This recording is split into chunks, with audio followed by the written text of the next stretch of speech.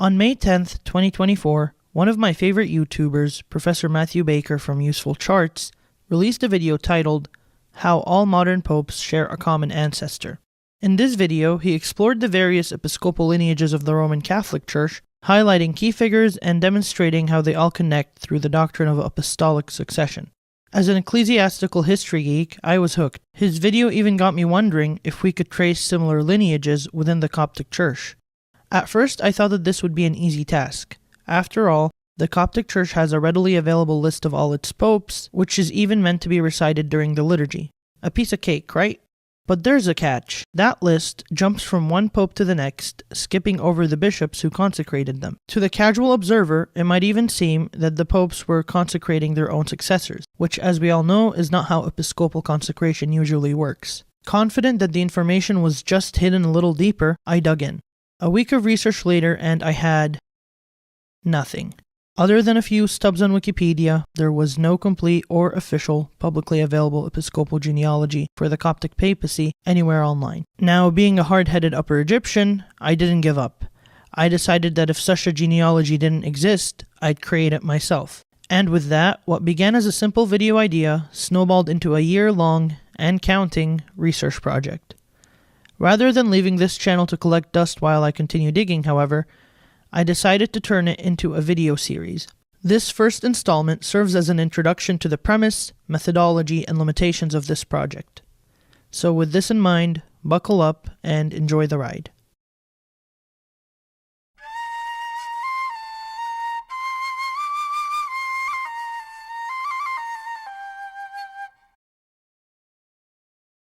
Before we can build a Coptic episcopal genealogy, we need to define what apostolic succession actually is. Like all traditional churches, the Coptic Orthodox Church holds fast to the doctrine of apostolic succession, the idea that modern bishops inherit their spiritual authority in an unbroken chain from Christ himself through the apostles. This authority was given by Christ after his resurrection, as seen in the Gospel of John, chapter 20, verses 21 through 23. The apostles, in turn, conferred this authority on their successors within the church through the laying on of hands. This practice is both scripturally attested in the New Testament and affirmed by the writings of the early church fathers. Through this continuous line of consecration, the church maintains an unbroken chain of episcopal authority from the time of Christ to the present day. As with all apostolic churches, the Coptic Church adheres to an episcopal polity. In such polity, the hierarchy of the church is divided into three unique priestly orders, that is, bishops, priests, and deacons, all being biblically based. Each one of these orders is further subdivided into subsidiary roles, which, while differing in gift and honor, are nonetheless equal in rank. Within the Coptic Church, the rank of bishop is subdivided into three such subsidiary roles. The role of bishop, which will be represented in the graphics by the color blue, the role of metropolitan, represented by the color maroon, and the role of Pope or Patriarch, which will be represented by the color gold. Now, let's take a deeper look at each of these titles. The first role, that of the bishop, was established by the apostles, as we mentioned previously. The New Testament makes it clear that the bishop held the same dignity as the apostles in the early church, being charged with ordaining priests and supervising their ministry. This hierarchical structure is also echoed by the early church fathers. In line with the doctrine of apostolic succession, the general tradition observed has always been for a bishop to be consecrated by other bishops.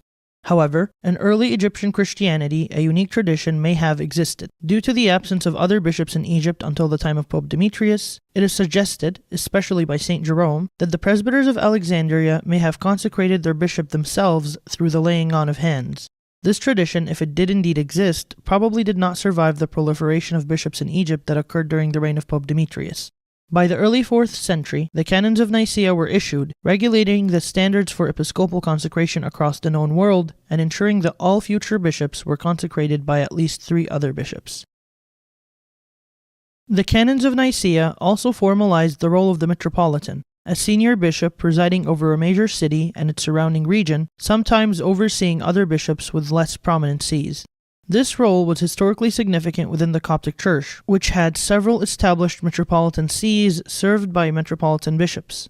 The bishops of those sees were typically consecrated as bishops and then elevated immediately to the rank of metropolitan on the same day. In modern times, however, the rank of metropolitan has become largely honorific, granted by the Pope to certain bishops in recognition of their distinguished service. A prominent example of the current system of elevation is His Eminence Metropolitan Serapion of Los Angeles, Southern California, and Hawaii.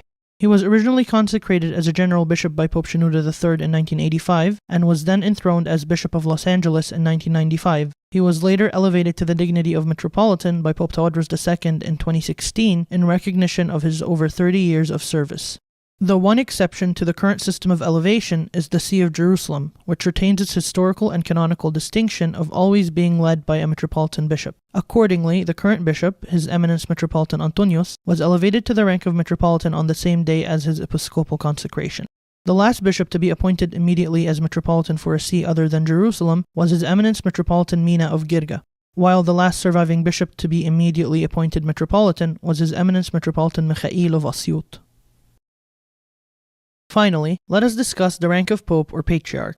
Though now globally associated with the Roman Catholic Church, the title Pope is actually of Alexandrian origin.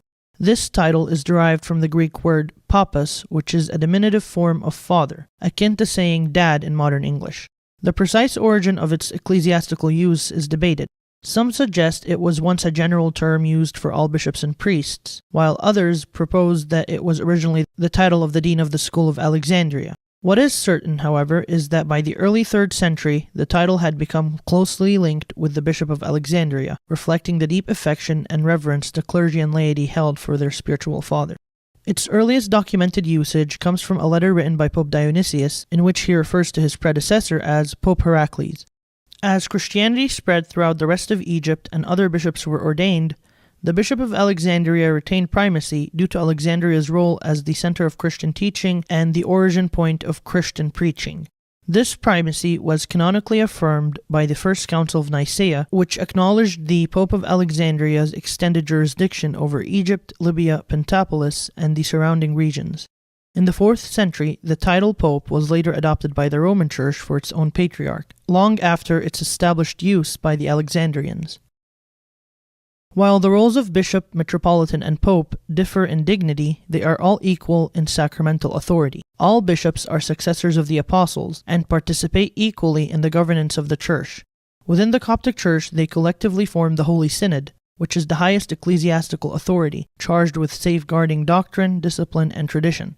The Pope presides over the Synod as first among equals, but wields no special executive powers.